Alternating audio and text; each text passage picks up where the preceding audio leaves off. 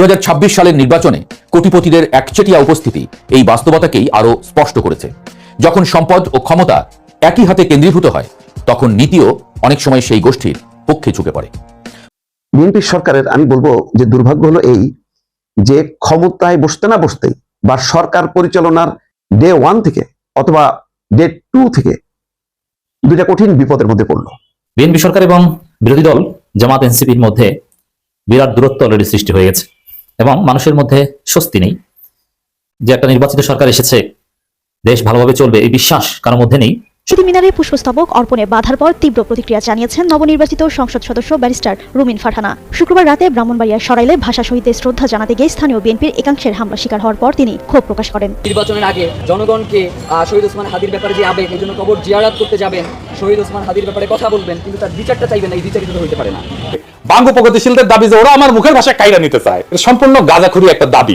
সরকার 1.5 দশক ধরে ছড়ি ঘুরিয়েছে সেই একই পুরনো সংবিধানের দোহাই দিয়ে এবার জনগণের দেওয়া গণভোটের রায়কে বাতিল করার এক ভয়ঙ্কর আইনি ফাঁদ পাতা হয়েছে।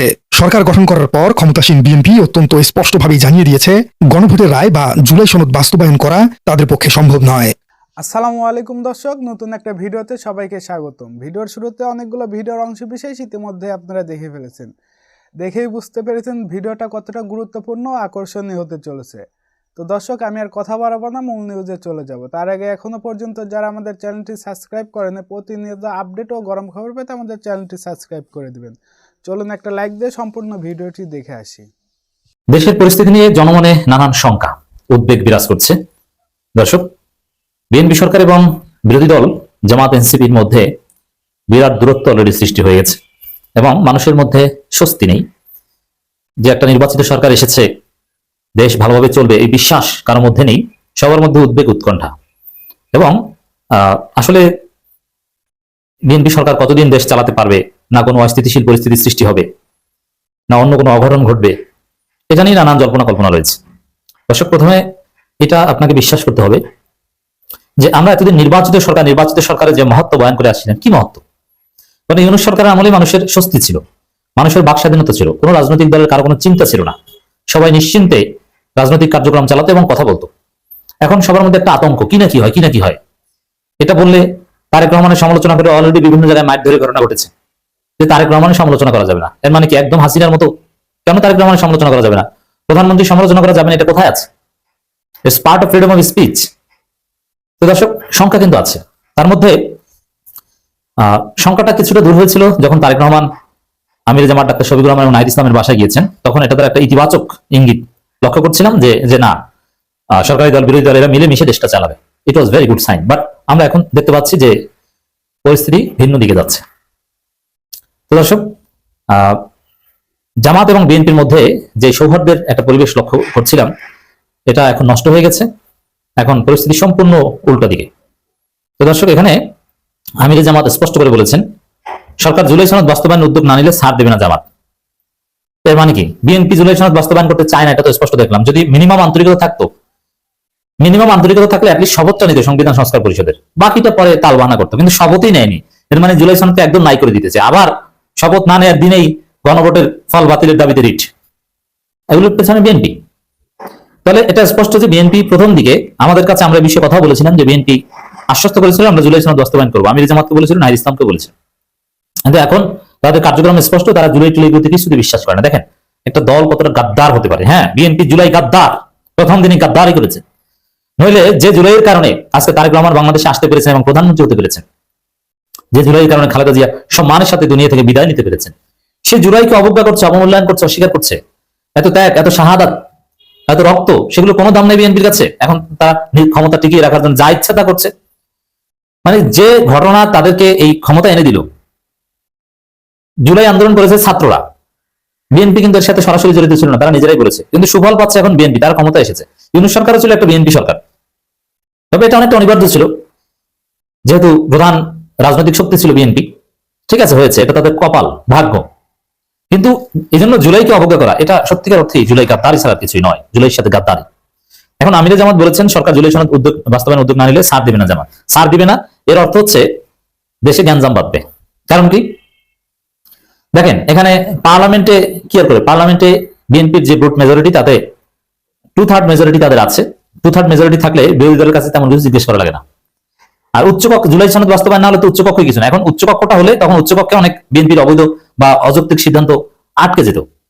কারণ উচ্চকক্ষ যদি জুলাই সনদ অনুযায়ী পিয়ার সিস্টেমে করা হতো তাহলে উচ্চকক্ষের যে ব্যালেন্স হতো তাতে শেষ পর্যন্ত সংবিধান সংশোধন পাল্টা কিছু করতে গেলে সেখানে আটকে যেত।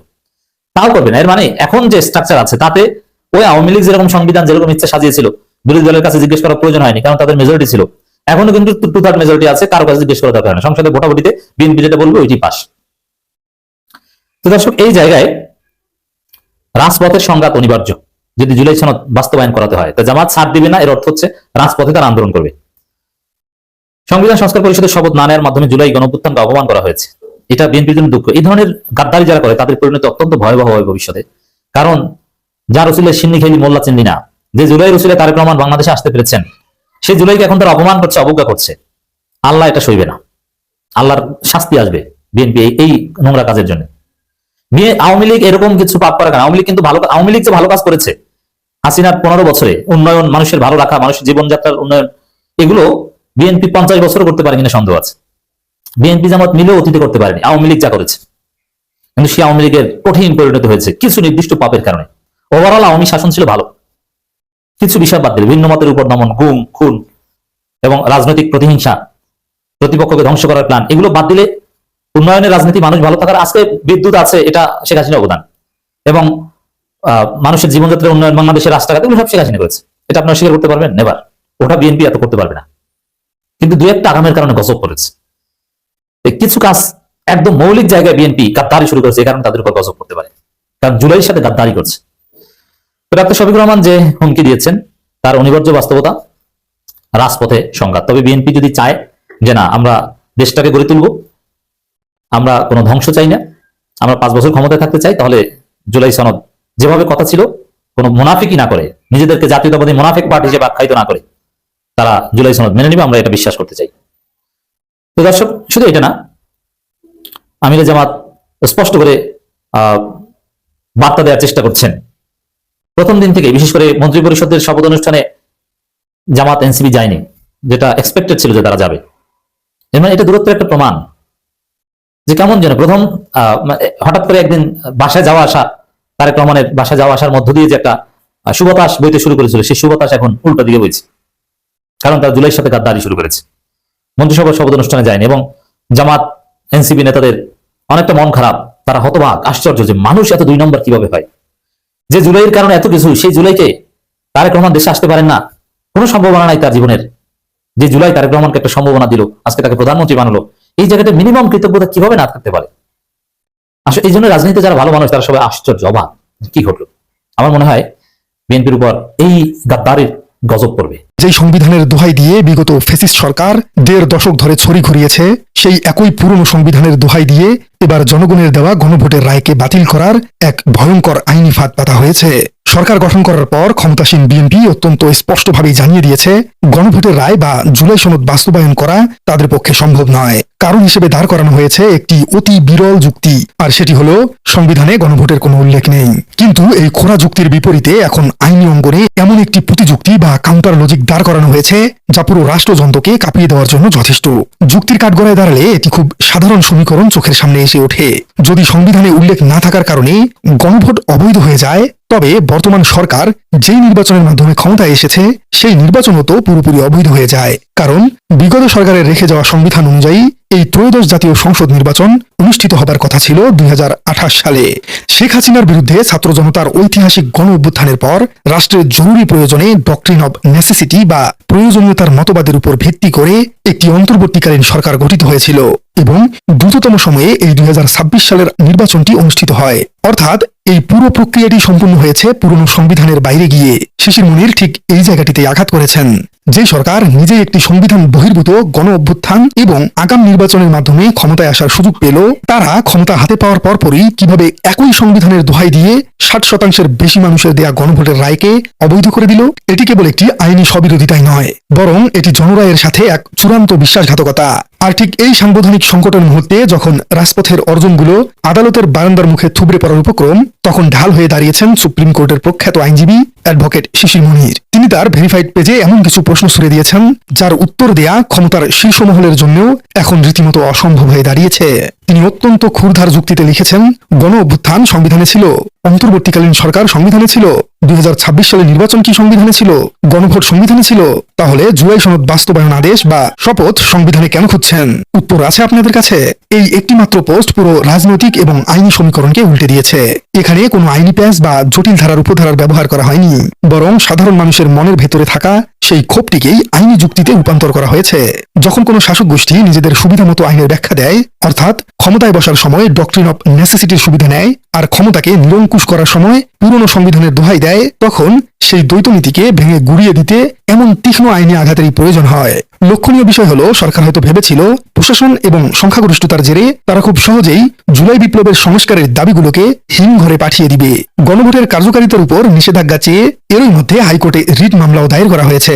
এই রিট মামলার মূল উদ্দেশ্যই হলো আইনি বৈধতার মোড়কে জনগণের রায়কে আটকিয়ে দেয়া। কিন্তু শিশির মনির অত্যন্ত শক্ত অবস্থানে দাঁড়িয়ে ঘোষণা দিয়েছেন, গণভোটের ফলাফলের কার্যকারিতার উপর নিষেধাজ্ঞা চেয়ে আদালতে করা রিট মামলার উপর আমরা আদালতেই মোকাবেলা করব। তো দর্শক, ভিডিওটি দেখলেন, দেখে কি জানলেন, কি বুঝলেন? আপনাদের গুরুত্বপূর্ণ মতামতটি আমাদের কমেন্ট বক্সে জানিয়ে দিবেন। পারলে ভিডিওটি শেয়ার করে দিয়ে সবাইকে ভিডিওটি দেখার সুযোগ করে দিবেন। আজকে এই পর্যন্তই, আবার দেখা হবে নতুন কোনো ভিডিওতে। সবাই ভালো থাকবেন, সুস্থ থাকবেন, আল্লাহ হাফেজ।